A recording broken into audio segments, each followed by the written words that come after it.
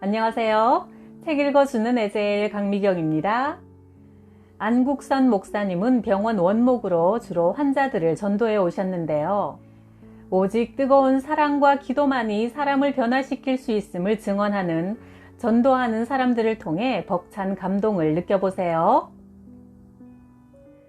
1980년 7월 갈멜산 기도원에서 일주일간 연합집회가 열렸다. 강사로 선 나는 매일 맨 앞자리에 앉아서 졸기만 하는 40대 여인에게 관심이 끌렸다. 딸로 보이는 20대 처녀가 옆에 앉아 성경도 찾아주고 손뼉도 치게 하며 신경을 써주었다. 알고 보니 귀머거리의 벙어리였다. 7개월 전 갑작스레 그렇게 되었단다. 어떤 사고나 질병에 의해서가 아니라 어느 날 느닷없이 듣지 못하고 말하지 못하게 된 원인은 없고 증세만 있는 이 여인의 치료에 의사들도 속수무책이라는 것이다. 이 기도원에 들어온 지 석 달 됐어요. 딸의 안타까운 호소였다. 그들 모녀는 하나님의 능력과 은혜로 고쳐보려고 기도원에 들어와 석 달 동안 매 집회마다 맨 앞자리에 앉아 기도하며 매달리고 있었다. 마가복음 9장에 예수님이 제자들과 함께 가이사랴 빌립보 지방에 가셨을 때 귀머거리에 벙어리 된 아이를 만났다. 예수님이 그 아이를 향해 말씀하셨다. 벙어리 되고 귀먹은 귀신아, 내가 네게 명하노니 그 아이에게서 나오고 다시 들어가지 말라. 그러자 귀신이 소리 지르며 아이에게서 나갔다. 이 여인의 경우도 벙어리 되게 하고 귀먹게 한 귀신을 쫓아내지 않으면 치료는 불가능하다는 확신이 들었다. 한 주간 집회의 마지막 시간이었다. 회장 이재철 목사님이 축도하고 모두 흩어져 각기 집으로 돌아갈 순간 나는 여전히 앞자리에 앉아있는 그 여인과 딸이 너무나 불쌍했다. 나는 다시 마이크를 잡았다. 성도 여러분, 잠깐만 앉아 주십시오. 우리 마지막으로 한 번만 더 합심 기도를 합시다. 석 달 동안이나 기도원 앞자리에 앉아서 기도한 모녀가 있습니다. 귀신에게 눌려 7달 동안 듣지 못하고 말하지 못하는 분입니다. 얼마나 답답하고 고통스럽겠습니까? 우리 떠나기 전에 마지막으로 그분을 위해 한 번만 더 힘을 모아 기도합시다. 내가 두 손을 높이 들고 큰 소리로 주여! 주여! 주여! 하고 3번을 외쳤다. 모든 성도가 나를 따라했다. 그리고는 목이 터지도록 간절하게 여인을 위해 기도했다. 귀머거리 벙어리 되게 한 귀신을 꾸짖어 쫓아내신 주님의 능력이 지금 이 시간 갈멜산 기도원에서 똑같은 귀신에게 억눌려 고통당하는 하나님의 딸에게 역사하여 그 어둠의 세력으로부터 자유케 하옵소서. 어제나 오늘이나 영원토록 동일하신 하나님의 사랑과 능력으로 이 불쌍한 딸을 고쳐주옵소서. 기도는 계속되었다. 예배당이 무너져 내릴 만큼 거대한 함성이었다. 한참을 기도한 후 내가 마이크를 든 채 그 여인에게 갔다. 네 이름이 무엇이냐? 여인을 괴롭히는 귀신의 정체를 확인하려는 시도였다. 마이크를 여인의 입에 댔다. 예, 이순희예요. 여인이 내 말을 정확하게 알아듣고 자기 입으로 정확하게 이름을 말했다. 아직 예배당을 떠나지 않고 있던 모든 성도들이 그 소리를 분명히 듣고 할렐루야! 소리쳤다. 감사와 감격과 흥분의 함성이었다. 하나님께서 우리의 사랑의 기도에 응답하신 것이다. 우리가 사랑으로 합심하여 기도할 때 하나님의 손이 움직이기 시작한다. 1968년 청량리역에서 집중적으로 복음을 전했다. 10월의 어느 날 밤 청량리역 대합실은 아주 붐볐다. 야간 열차를 타려는 사람, 구두 닦기 소년들, 껌파리 아주머니들이 분주히 오락가락했다. 여러분, 어디로 가시든지 내 말을 듣고 가십시오. 큰 소리로 외치면 구경거리 하나 없는 지루함 속에서 다들 호기심 가득한 눈으로 나를 주목한다. 어떤 분은 원주로, 안동으로, 또 어떤 분은 강릉으로 먼 여행을 가십니다. 여러분이 청량리에서 어디론가 가듯 우리 인생도 이 세상에 와서 이리저리 방황하다가 저 세상으로 갑니다. 어떤 이는 마귀의 나라 지옥으로 가고 또 어떤 이는 하나님 나라 천국으로 갑니다. 우리가 지옥에 가는 것은 죄 때문입니다. 모든 사람이 죄인입니다. 그러나 하나님은 우리를 사랑하셔서 이 땅에 예수님을 보내셨습니다. 하나님의 아들인 예수님은 인간의 모습으로 오셔서 우리 죄를 대신 지고 십자가에서 죽으시고 사흘 만에 부활하시고 하늘로 올라가셨습니다. 이 예수 그리스도를 구원자로 믿는 사람은 죄를 용서받아 천국에서 영생을 누립니다. 그러므로 복음입니다. 이 복음을 믿는 사람은 하나님의 자녀가 됩니다. 여러분, 주 예수를 믿고 하나님의 자녀가 되십시오. 천국은 세상에서 선한 일만 한 사람이 가는 것이 아니라 예수님을 주인으로 영접한 자만 갑니다. 한바탕 외치고 나니 내 앞에 스님 한 분이 나를 빤히 마주보며 버티고 서 있었다. 한눈에도 보통 스님이 아니었다. 일반 스님들은 회색 승복을 입는데 그는 고급스러운 짙은 밤색 승복을 입고 머리에 쓴 모자에는 불교 마크가 선명히 새겨져 있고 피부는 반질반질하고 체격도 크고 아주 당당한 풍모였다. 그는 나를 노려보고 있었다. 너 예수쟁이 이놈 잘 만났다. 나한테 혼 좀 나봐라 하는 표정이었다. 피해서도 안 되고 져서도 안 된다는 생각이 스쳐갔다. 내가 그의 앞에 서자 주변 분위기도 긴장되었다. 야, 중하고 예수쟁이하고 붙었다. 흰문파리 소년들이 외쳤다. 심심하던 승객들이 우리 두 사람을 에워쌌다. 나는 스님에게 전도지 한 장을 건네주었다.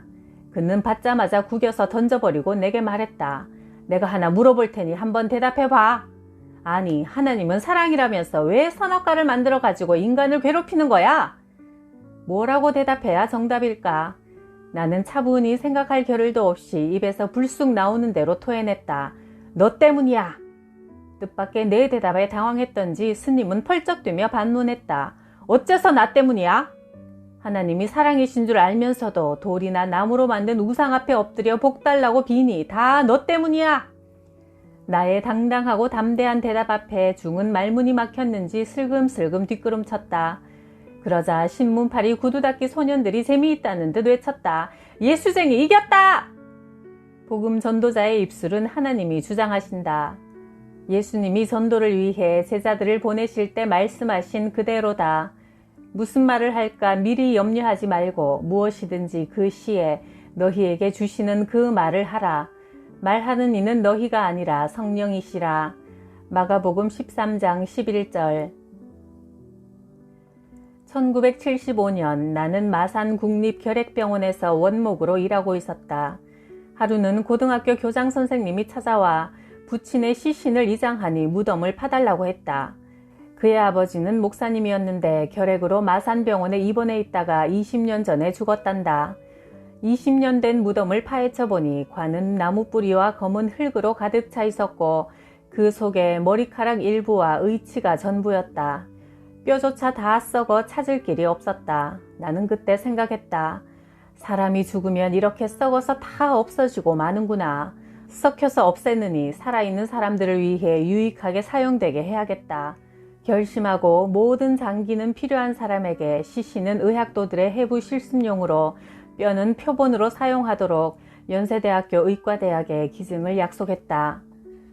살아있을 때는 복음을 전하고 죽은 후에는 이 몸뚱이로 주님의 사랑을 실천하는 것이 가장 보람 있는 삶인 것 같았다.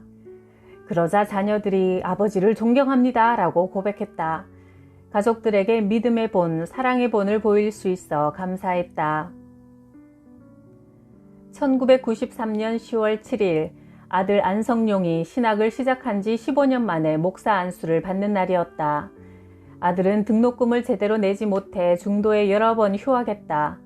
어느 날 학교에 휴학계를 낸 아들이 내게 말했다. 저 건설회사에 지원했습니다.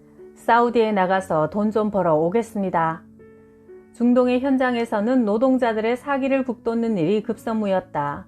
더운 날씨와 외로움 등으로 능률이 오르지 않아 공사가 연장되는 등 회사에 타격을 주는 일이 많았기 때문이다. 담당자들은 이 심각한 문제를 어떻게 해결할까 궁리하다가 한 기독교 신자의 제안을 수용했다. 기독교 신앙으로 정서를 안정시키고 사기를 북돋자는 것이다.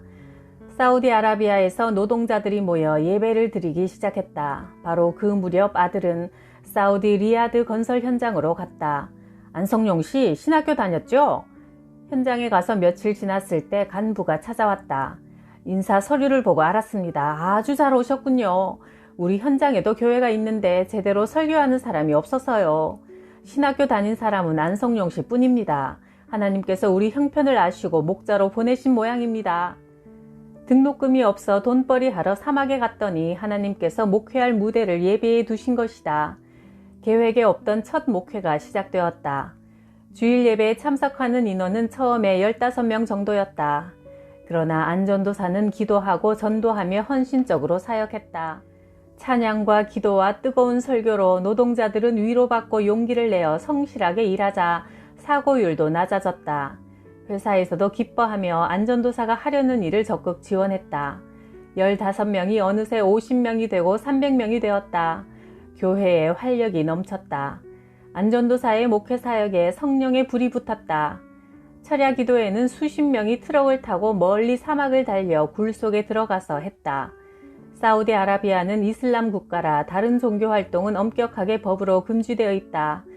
그러나 고요한 한밤중에 수십 명의 장정들이 밤을 지새며 통성으로 기도하는 굴 속의 철야 기도회는 들키지 않고 잘 진행되었다. 교회가 부흥하자 회사 측에서 넓은 공간을 예배당으로 만들어 주었고 안전도사의 전용 상담실도 마련해 주었다. 신학교를 휴학하고 돈벌이를 위해 중동에 간 아들을 하나님은 2년 동안 현장 목회자로 사용해 주신 것이다. 1987년 서초동 한길교회에서 목회할 때 매주 금요일 밤마다 열정적으로 철야 기도회를 인도했다. 어느 금요일 낯선 남자가 앉아 있었다. 예배 자세나 표정으로 미루어 예배당에 처음 온 사람 같았다. 기도회가 끝나자 그가 내게 왔다. 목사님, 사실 저는 남묘 호랭개교를 믿는 사람이지만 저의 아내를 위해 병원에 와서 기도해 주십시오. 다음날 저녁 국립의료원으로 갔다. 그는 나를 중환자실로 안내했다. 중환자실에서도 유리문으로 격리된 병실이었다. 유리문을 열고 들어가니 환자 혼자 누워 지내는 독방이었다. 40대 여인이 창백하다 못해 파릇한 얼굴로 누워 있었고 죽음의 절망이 그 얼굴에 가득 덮여 있었다. 구멍 뚫린 목구멍과 콧구멍에도 호스가 꽂혀 있고 여러 개의 가느다란 호스가 환자의 몸 여기저기를 휘감고 있었다. 간호사가 말했다. 그 환자는 세균성 이질로 몸에서 무서운 병균이 나오고 있어 격리된 거니 조심하세요. 그 균이 묻은 손으로 뭘 먹거나 그 균이 묻은 음식을 먹으면 감염돼요.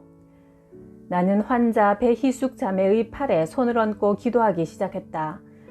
17년간이나 남묘 호랭개교라는 거짓에 빠져있는 이 가련한 영혼을 구원해 주시기를, 이 몹쓸 질병으로부터 해방시켜 주시기를 간절히 기도하는 도중에 내 손이 뜨거워지는 것을 느꼈다. 병실에서 나오자 그 남편이 말했다. 목사님, 우리 집사람은 눈뜰 기력도 없습니다. 목구멍을 뚫어놔서 말도 못하고요. 나는 그들에게 가슴 미어지는 연민을 느껴 매일 저녁마다 배희숙 자매를 신방했다. 죽음이 임박한 데다 의사 간호사들마저 꺼리는 전염성 환자라 가족조차 유리문 밖에서 환자를 바라보다 돌아갔다. 그러나 나는 환자에게 다가가 물수건으로 얼굴이며 팔, 손 등을 말끔하게 닦아주며 기도해 주었다. 저녁마다 병실을 찾아간 지 일주일쯤 지난 어느 날 환자의 남편으로부터 전화가 왔다. 목사님이 오시니까 아내가 눈을 떴습니다. 그날도 저녁에 병원으로 가니 배희숙 자매가 처음으로 눈을 뜨고 나를 바라보는데 그 눈에 눈물이 고였다. 환자의 남동생과 조카는 유리문 밖에서 서성거리고 있었다. 나는 병실로 들어가 여느 때처럼 환자의 팔에 손을 얹고 뜨겁게 기도한 후 물수건으로 얼굴이며 목을 정성스레 닦아주고 주물러 주다가 새로운 사실을 발견했다. 환자의 목 뒤쪽에 반창고가 붙어 있었다. 조심스레 떼어보니 잔뜩 골마 터질 것 같은 종기였다. 유리문 밖의 두 남자는 나의 일거수일투족을 의아한 시선으로 바라보고 있었다. 나는 그 종기에 입을 대고 아기가 엄마 젖을 빨듯이 힘껏 빨았다. 환자를 죽음으로 몰고 가는 그 무서운 병균이 종기의 고름과 함께 내 입안으로 들어온다 해도 나는 두렵지 않았다. 평생 일본 종교에 빠져있는 이 불쌍한 영혼에게 나를 희생하는 사랑을 주지 않고는 구원으로 인도할 수 없다는 생각이 들었다. 순식간에 입안 가득 고름이 고였다. 그 고약한 냄새와 야릇한 맛은 구토하지 않고는 견딜 수 없다. 그러나 나는 입안의 고름을 뱉어내고 고름이 다 빠질 때까지 빨고 또 빨았다. 환자가 필기구를 달라는 신용을 했다. 환자가 글씨를 썼다. 목사님, 고마워요. 나도 예수님을 믿을 수 있나요? 17년 이방 종교에 흠뻑 물든 영혼이 입으로 종기의 고름을 빨아준 그 사랑에 깨어난 것이다. 믿을 수 있지요. 누구든지 주 예수님을 구원자로 믿기만 하면 구원을 받습니다. 예수님이 십자가에서 피 흘려 우리 죄를 다 씻고 우리를 구원하셨습니다. 환자가 또 썼다. 목사님, 나 죄 많아요. 그 한마디는 예수님의 발을 눈물로 적신 마리아의 고백과 같았다. 자매님, 우리 주님은 회개한 모든 죄를 용서하십니다. 이제부터 예수님 믿고 바르게 살아가시면 됩니다. 하나님은 자매님을 사랑하십니다. 여인의 눈에 눈물이 그렁거렸다. 진작 예수님을 믿었더라면 좋았을걸 이라고 환자가 썼다. 지금도 늦지 않았습니다. 주님은 언제 어디서나 누구든지 자기를 찾는 자들을 기뻐하십니다. 성경 고린도후서 6장 2절에도 지금이 은혜 받을 때요, 지금이 구원의 날이라고 하였습니다. 필담은 계속되었다. 목사님 만나니까 살 것 같아요. 예수님을 잘 믿고 싶어요. 자매님, 나으시면 나와 같이 전도하러 다닙시다. 그녀가 또 적었다. 나도 꼭 그러고 싶어요. 오랜 세월 방황하던 한 영혼이 예수 그리스도의 품으로 돌아온 것이다. 2달 동안 나는 한 번도 빠지지 않고 저녁마다 배희숙 자매의 병실에 드나들었다. 그러던 6월 어느 날 교인 신방을 마치고 집에 돌아오자 딸아이가 말했다. 병원에서 3번이나 전화가 왔었어요. 병원으로 달려가니 간호사가 쌀쌀 맞게 말했다. 냉동실에 가보세요. 전염병 환자라 운명하자마자 그 시체를 냉동실에 넣었단다. 시신은 2 손을 기도하는 자세로 모은 참으로 평안한 얼굴이었다. 남편이 말했다. 목사님만 찾았습니다. 그래서 3번이나 전화를 드렸죠. 구원받아 천국 가는 사람은 그 시신만 봐도 알 수 있음을 나는 여러 번의 경험을 통해 확신한다. 내가 장례 예배를 인도하는데 100여 명의 조문객은 모두 남묘 호랭개교의 열성 신도들이었다. 이 절호의 기회에 그들에게 예수 그리스도의 복음을 소리 높여 전했다. 나는 한 손을 관에 얹고 한 손에 성경을 높이 들고 설교했다. 여기 잠든 배희숙 자매님은 나도 예수님을 믿을 수 있느냐고 물었습니다. 진작 예수님을 믿었더라면 좋았을 것이라고 안타까워했습니다. 우리 중 누가 이 땅에서 천년 만년 살겠습니까? 사람의 생명은 하나님께 달려 있습니다. 여기 계신 여러분도 나도 언젠가는 배희숙 자매님의 뒤를 따라 갈 수밖에 없습니다. 사람이 한 번 죽는 것은 하나님의 정하신 바요.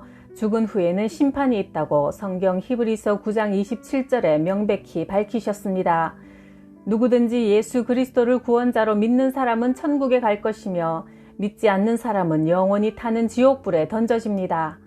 배희숙 자매님은 예수 그리스도를 주인으로 영접하고 천국에 갔습니다. 지금 배희숙 자매님이 다시 일어난다면 여러분에게 이렇게 외칠 것입니다. 천국에 와보니 이렇게 좋은 걸 모두 예수님을 믿고 죄를 용서받아 천국에서 만납시다 라고. 이 세상 고통과 슬픔 다 끝나고 영원한 평화와 기쁨이 있는 그곳에서 여러분 모두를 초대하고 있습니다. 이 세상에 사는 동안 최대의 복은 부자가 되는 것이 아니며 명예, 권력을 얻는 것도 아니며 인기를 누리는 것도 아닙니다. 그런 것은 모두 죽는 순간 험으로 돌아갑니다. 죄인으로 태어나 많은 죄를 지으며 사는 우리 인생은 우리 죄를 씻어주시기 위해 우리를 대신해서 십자가에 못 박혀 돌아가셨다가 사흘 만에 부활하시고 하늘로 올라가신 예수 그리스도를 주인으로 믿는 것입니다. 성령께서 역사하시는 장례식장의 뜨거운 전도 집회였다. 그날은 토요일이었다. 모두들 숙연하게 머리를 숙이고 내 말을 경청했다. 장례가 끝나자 모든 조문객들이 한 사람씩 내게 와서 정중하게 인사했다. 목사님, 정말 수고하셨습니다. 감사합니다. 다음 날 우리 교회 주일 예배에 남묘 호랭개교 신도 12명이 참석했다. 1984년 5월 충남 산골의 작은 교회에 부흥회를 인도하러 갔다. 수요일 30명쯤 모여 예배를 드리고 나자 장 집사가 말했다. 목사님, 저희 집에 신방을 해주십시오. 동생이 미쳐있는데 심각합니다. 서울 중곡동에 있는 정신병원에 오랫동안 입원시켜 치료했지만 차도가 보이지 않아 할 수 없이 집으로 데려왔는데 옷을 홀딱 다 벗고 몽둥이를 들고 마을을 휘젓고 다니며 남의 집 장독을 다 깨트리고 소나 닭이나 가축들을 보면 닥치는 대로 죽입니다. 장집산의 기와집 마당에 들어서자 어쩐지 음산한 광기가 느껴졌다. 장집사가 끝방의 문을 열자 매우 불쾌한 악취가 열기처럼 확 뿜어나왔다. 덩치 큰 사나이가 팔다리가 모두 쇠사슬에 묶인 채 저주와 악의가 가득한 광기 어린 붉은 눈빛으로 우리 일행을 쏘아보았다. 수세미처럼 헝클어진 긴 머리, 여기저기 찢어진 더러운 옷, 떼국으로 얼룩진 얼굴, 성경에 나오는 사나운 거라사 광인의 모습이었다. 이부자리에는 광인의 배설물이 군데군데 묻어 있었고 그릇에는 먹다만 음식 찌꺼기들이 뒤섞여 있었다. 장집사가 말했다. 이럴 수도 저럴 수도 없어 할 수 없이 쇠사슬로 묶어놨습니다. 다른 끈은 소용이 없어요. 우리 기도합시다. 나는 큰 소리로 기도했다. 우리를 이곳으로 인도하신 하나님, 믿고 구한 것은 받은 줄로 믿으라는 주님의 말씀에 의지하여 기도합니다. 귀신에게 고통당하는 저 영혼을 불쌍히 여기사 은총을 베풀어 주옵소서. 그라사의 무덤 사이에 있던 광인도 쇠사슬에 묶여 있었으나 주님은 그 영혼을 불쌍히 여기어 그를 괴롭히던 귀신떼를 꾸짖어 물리치셨습니다. 귀신떼가 그에게서 나와 2,000마리나 되는 돼지에게 들어가 그들이 모두 물에 빠져 죽었습니다. 사랑의 주님, 악한 마귀의 권세에 눌려 고통당하는 저 형제를 불쌍히 여기사 마귀를 물리쳐 주시고 영혼을 구원해 주옵소서. 하나님을 찬양하는 영혼으로 변화시켜 주옵소서. 오늘 거라사의 광인이 쇠사슬에서 노연한 것처럼 저 형제가 쇠사슬에서 해방되게 역사하여 주옵소서. 기도를 마치자 내 마음에 내가 기도한 그대로 된다는 확신이 밀려왔다. 내가 말했다. 쇠사슬을 풀어주세요. 그리고 오늘 저녁 집회에 데리고 오세요. 담임 전도사와 장집사는 비상대책회의를 했다. 아무리 목사님 말씀이지만 너무 위험하지 않아? 교회에서 난동을 부려 사람이라도 다치면 어떡해? 내가 말했다. 주님의 말씀에 순종하시면 하나님이 책임지실 겁니다. 저녁 집회 시간에 강대상으로 올라가니 쇠사슬에 묶여있던 청년이 앞자리에 얌전히 앉아 있었다. 세수도 하고 머리도 깨끗이 감아서 잘 빗질하고 하얀 와이셔츠를 입은 단정한 모습이었다. 그의 옆자리에는 형인 장집사가 그 뒤로는 건장한 청년들이 둘러앉았다. 광희는 눈을 멀뚱거리며 설교하는 나만 쳐다보았다. 아주 얌전하게 앉아 설교에 귀 기울였다. 집회는 무사히 끝났다. 그는 청년들에게 애워싸여 집으로 돌아갔다. 나는 그를 사랑하는 마음이 솟아올라와 말했다. 장집사님, 내가 오늘 집사님 동생과 한 방에서 자겠습니다. 한편으론 두려움이 스쳐갔다. 저 미친 청년과 한 방에서 자다가 잠든 사이 악한 귀신이 일어나서 내 목을 졸라 죽일지도 몰라. 그러나 나는 내 생명을 하나님께 맡겼다. 큰 방의 중간에 광인이 눕고 양옆에 나와 장집사가 누웠다. 다른 청년 한 명은 머리맡에, 다른 한 명은 발치에 자리 잡았다. 나는 기도하고 잠자리에 들었다. 광인 청년은 그 밤에 어찌 된 일인지 한 번도 깨지 않고 아기처럼 푹 단잠을 잤다. 그리고 다음 날부터 3번 남은 집회에 한 번도 빠지지 않고 참석했다. 말썽은 부리지 않았고 모범적인 자세로 말씀을 경청했다. 우리의 사랑과 하나님의 생명의 말씀이 그 청년을 사로잡은 것이다. 주님의 사랑 앞에 악한 귀신이 도망치고 말았다. 그로 인하여 온 교회와 마을에 은혜가 강물처럼 넘쳐 흘렀다. 안국선 목사님의 큰 사랑 앞에 마음이 숙연해지는데요. 이 세상은 사랑을 연습하는 훈련장이구나 하는 생각이 듭니다. 구독, 좋아요, 댓글로 사랑을 듬뿍 나누어 주셔서 감사해요.